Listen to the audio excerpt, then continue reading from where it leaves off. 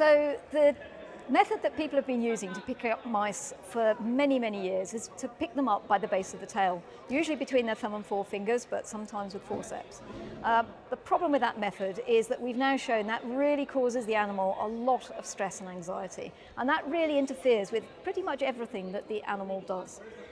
We need to get rid of that background stress.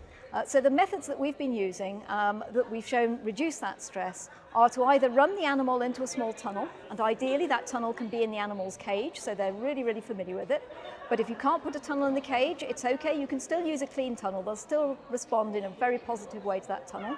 And you pick the animal up in the tunnel, and then you can take that animal, if you want to put it into a new cage, or if you want it on the hand so that you can do other things with it, you just tip it backwards from the tunnel onto the hand or into the new cage.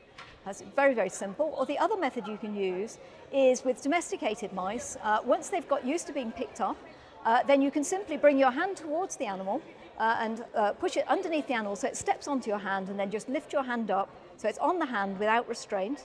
And animals will stay there. They're not being restrained. The only problem with that technique is that when animals are not used to sitting on the hand, they can be quite jumpy. So you need to be able to know when it's likely to jump and what to do about that. So it takes a little bit more skill. It's a method that anybody that's used to handling mice should be able to do. But if you haven't handled mice much before, the tunnel method is ideal because the mouse can't go anywhere, and it's very secure in that tunnel. So, I mean, it really does have really a substantial effect on the behavior of the animals. The animals, when you pick them up by the tail, they become very stressed and anxious. Whereas if you pick them up in a tunnel or cut them on the hand, they show none of this stress and anxiety, and they will actively come towards the handler. So actually, if you put your own hand in there or tunnel in there, the animals will come straight to you. They're a lot easier to handle because they're not trying to get away, they're not struggling, they're not anxious. And it also has a big benefit for a lot of research which is susceptible to stress effects. So by not causing the stress simply through handling the animals in the background, then you will get much more reliable results.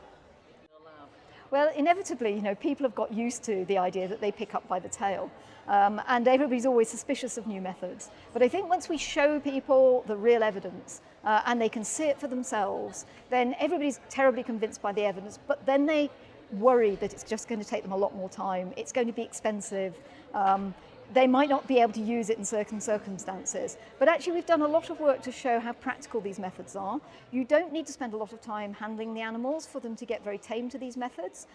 They are just as quick once you've developed good handling skills with them. So you do have to spend a little bit of time just to start with to make sure you've got good handling skills. But once you've got that, you'll be able to pick the animals up just as quickly. And it really isn't expensive. It's a very small change. The only thing you need to change is the way that you actually pick the animals up.